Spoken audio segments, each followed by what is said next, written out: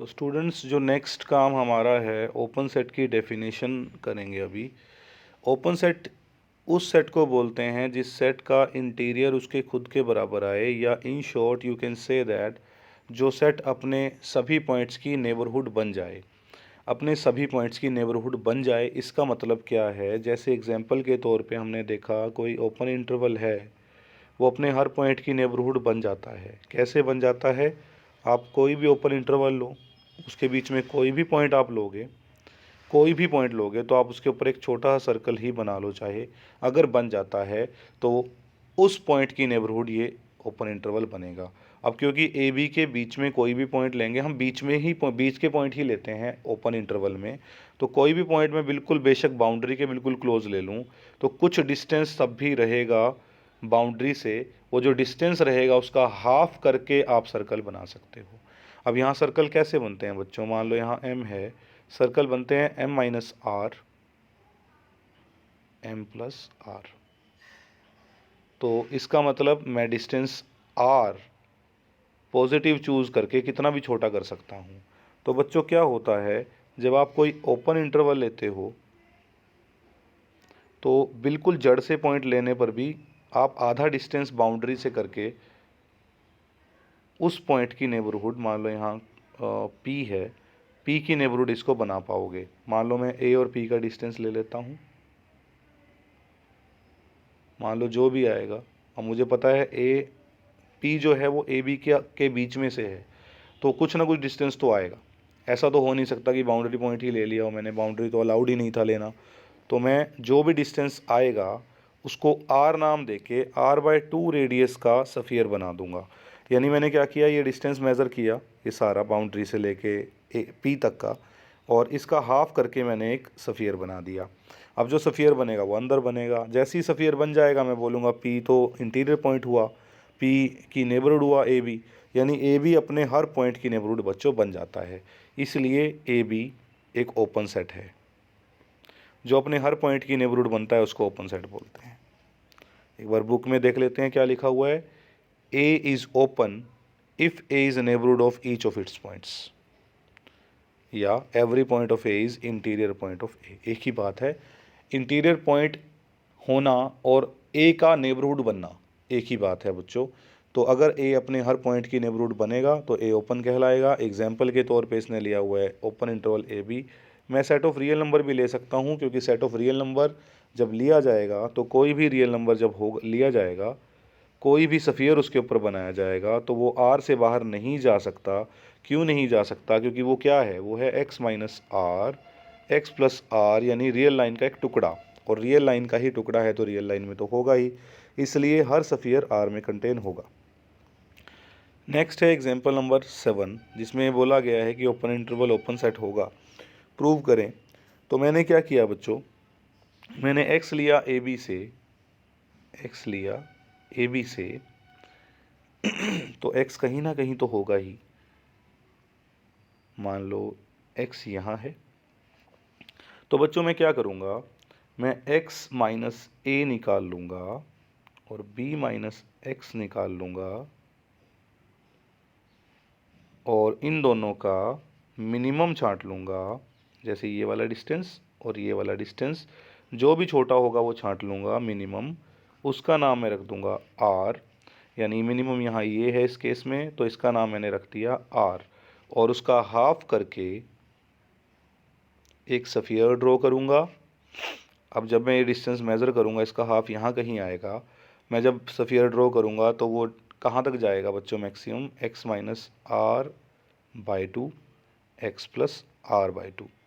तो जब मैंने ये minimum of x minus A mod b minus X mod किया, r लिया, r का हाफ करके स्फीयर बनाया, तो ये गारंटी है कि ये ए बी के बीच में ही बनेगा। क्लियर है बच्चों? तो ये जो इसने बोला है वी कैन फाइंड, ये वी कैन फाइंड आप बिल्कुल डायरेक्ट बता भी सकते हो कि ऐसे निकाल सकते हैं। इसने बोला हम निकाल सकते हैं, बिल्कुल निकाल सकते हैं। हमने निकालने का तरीका क्या बनाया बच्चों?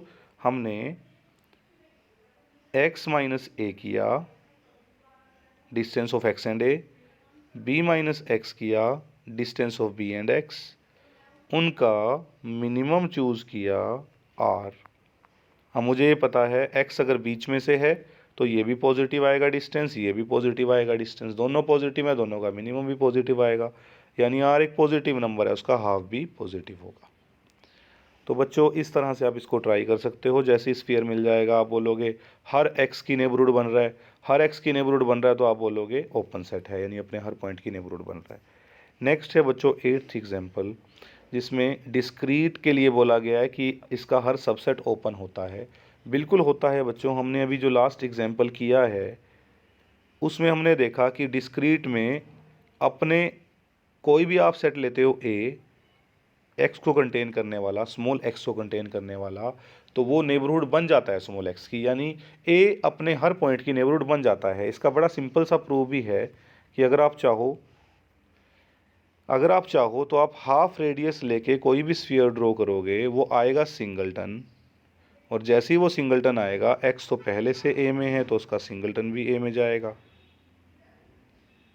तो अगर मैं कोई एक्स लेके चलता हूँ ए से और मैं चाहता हूँ कि ए कोई आर्बिट्रेरी सेट है, एक्स उसका कोई आर्बिट्रेरी पॉइंट है, तो मैं प्रूव करूँगा कि ये आर्बिट्रेरी सेट अपने हर पॉइंट की नेबरहुड बन गया, तो ये ओपन हो गया।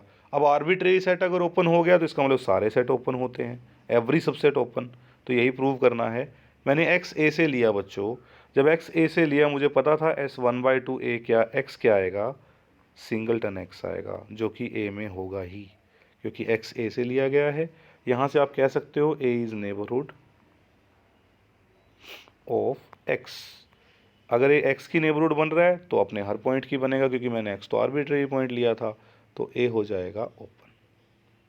और ए मैंने बोला था आर्बिट्रेरी सेट सबसेट, तो सारे सबसेट हो जाएंगे ओपन। यही प्रूव करना है। 9th एग्जाम्पल पे आते हैं, जहाँ ये बोला गया है कि सिंगलटन का कॉम्प्लीमेंट हमेशा ओपन होता है। सिंगलटन का कॉम्प्लीमेंट होता क्या है बच्चों, फॉर एग्जाम्पल एक्स सिंगलटन ले लिया मैंने, तो इसका कॉम्प्लीमेंट होगा एक्स माइनस सिंगलटन एक्स। ठीक है बच्चों, तो फोटो भी बनाई हुई है, देखो ये स्मॉल एक्स है, स्मॉल एक्स को छोड़ के बाकी सारा एरिया लेना है तुमने, ये कॉम्प्लीमेंट है सारा का सारा एक्स का, स्मॉल एक्स का। तो अब कॉम्प्लीमेंट ओपन होगा, ये प्रूव करने के लिए मुझे एक पॉइंट लेना पड़ेगा कॉम्प्लीमेंट से, और इस कॉम्प्लीमेंट को इस पॉइंट की नेबरहुड बनाना पड़ेगा। ओपन कौन होता है, जो अपने हर पॉइंट की नेबरहुड हो, यानी इसको अपने हर पॉइंट की नेबरहुड बनना पड़ेगा। लेट्स सी, अब y अगर सिंगलटन x कॉम्प्लीमेंट से है तो y कभी भी x के इक्वल नहीं हो सकता। कॉम्प्लीमेंट मतलब x को छोड़ के आया है, तो y और x बराबर नहीं हो सकते। अगर y और x बराबर नहीं हो सकते तो इनका डिस्टेंस 0 नहीं हो सकता। 0 नहीं होगा तो क्या होगा, ग्रेटर देन 0 होगा, क्योंकि डिस्टेंस कभी भी नेगेटिव नहीं होता, ग्रेटर देन इक्वल टू 0 होता है। इक्वल वाला केस ख़त्म हो गया, y और x इक्वल ही नहीं है, तो ग्रेटर देन 0 आएगा। ग्रेटर देन 0 जब आएगा बच्चों, तो इसका हाफ करके, इसको r मान लेते हैं, इसका हाफ करके मैं एक सफ़ियर जब ड्रॉ करूँगा y पे, तो वो सफ़ियर कैसे बनेगा, फ़ोटो समझते हैं। इसने जो फ़ोटो बनाई है वही बना लेते हैं। ये x लिया मैंने, ये y लिया, क्योंकि y कॉम्प्लीमेंट से था तो अलग होगा। डिस्टेंस मेज़र किया, डिस्टेंस का हाफ कर दिया, सफ़ियर ड्रॉ कर दिया। अब जो सफ़ियर आएगा वो उसमें x नहीं जा सकता, उसमें x नहीं जा सकता। क्यों नहीं जा सकता बच्चों, अब मैंने r लिया है डिस्टेंस ऑफ xy/2, यानी हाफ ऑफ द डिस्टेंस। अब इस केस में अगर मैं एक सफ़ियर ड्रॉ करता हूँ y पर, तो उसमें x होगा नहीं होगा, क्वेश्चन ये अराइज होता है, क्योंकि इसको कहाँ भेजना है, सिंगलटन x कॉम्प्लीमेंट में भेजना है। अगर इसको सिंगलटन x कॉम्प्लीमेंट में भेजना है बच्चों, तो ये क्लियर है कि इसमें x नहीं होना चाहिए। अगर इसमें x नहीं होगा तो बिल्कुल क्लियर हो जाएगा कि x कॉम्प्लीमेंट में ये चला जाएगा, क्योंकि केवल एक ही चीज़ है जो x कॉम्प्लीमेंट में भेजती है, क्या, कि x इसमें ना जाए, x से अलग हो, ये x से अलग कर लेते हैं इसको, x इसमें मान लो चला गया। अगर चला गया तो क्या होगा, x और y का डिस्टेंस तो r से कम आ जाएगा, r से कम आ जाएगा तो क्या होगा, r कौन है, dxy का हाफ, dxy किससे कम आ गया, अपने हाफ से, तो कॉन्ट्राडिक्शन, यानी x इसमें नहीं जाएगा बच्चों। x इसमें जब नहीं जाएगा तो आप कहोगे इसमें ये x से अलग है, x से इसका कोई रिलेशन नहीं है, कॉम्प्लीमेंट में जाएगा। फ़ोटो से तो क्लियर हो ही गया था कि हमने बनाना जब जैसे हम बना रहे हैं वो बिल्कुल एक्स से अलग बनेगा, क्योंकि डिस्टेंस ही आधा कर दिया। ठीक है बच्चों, तो यही इसने प्रूव किया है, आप इसको ट्राई कर सकते हैं। इसके बाद नेक्स्ट थ्योरम है 5.7, जिसमें ये बोला गया है कि फाई और एक्स यानी एम्प्टी सेट और यूनिवर्सल सेट हमेशा ओपन सेट होते हैं। अब फाई की बात जब करते हैं हम, तो फाई को अपने हर पॉइंट की नेबरहुड बनाना है। ओपन का मतलब क्या होता है, जो अपने हर पॉइंट की नेबरहुड बने। अब फाई अपने हर पॉइंट की नेबरहुड बाय डिफ़ॉल्ट बन रहा है, क्योंकि फाई के पास तो पॉइंट ही नहीं है, तो इसको चेक भी करने की ज़रूरत नहीं है। अपने हर पॉइंट की नेबरहुड तो तब बनाओगे जब इसमें कोई पॉइंट हो, इसमें तो कोई होता ही नहीं है, तो इसलिए अपने हर पॉइंट की बाय डिफ़ॉल्ट नेबरहुड है। ठीक है, क्योंकि इसके पास पॉइंट ही नहीं है इसलिए ओपन है। बचा एक्स अपने हर पॉइंट की नेबरहुड बनेगा नहीं बनेगा वो देखते हैं। मैंने स्मॉल एक्स लिया कैपिटल एक्स से, मैंने एक सफ़ियर बनाया, एक क्या मैंने सारे सफ़ियर बना के देख लिए, और मैंने क्या पाया, मेरा यूनिवर्सल सेट ही एक्स है, उससे बाहर तो जा ही नहीं सकता कोई भी स्फीयर। तो for all R greater than 0 open sphere हमेशा कंटेन होगा कैपिटल एक्स में। क्यों? क्योंकि कैपिटल एक्स तो यूनिवर्सल सेट है, कोई भी स्फीयर उससे बाहर बन ही नहीं सकता। इसलिए, क्योंकि क्या लिखते हैं बच्चों हम जब एस आर एक्स लिखते हैं, हम लिखते हैं वो सारे वाई एक्स के, एक्स मतलब यूनिवर्सल सेट के, जिनका डिस्टेंस एक्स के साथ लेस देन आर। क्लियर है बच्चों? तो यहाँ से आप कह सकते हो एक्स से बाहर कोई ओपन स्फीयर जा ही नहीं सकता। हमको तो एक ओपन स्फीयर ढूंढना होता है जो बीच में आ जाए ताकि नेबरहुड बन जाए। यहाँ तो सारे ही आ रहे हैं, तो एक्स अपने हर पॉइंट की नेबरहुड बनेगा ही, क्योंकि एक्स यूनिवर्सल सेट है। इससे नेक्स्ट वीडियो में नेक्स्ट थ्योरम करेंगे बच्चों।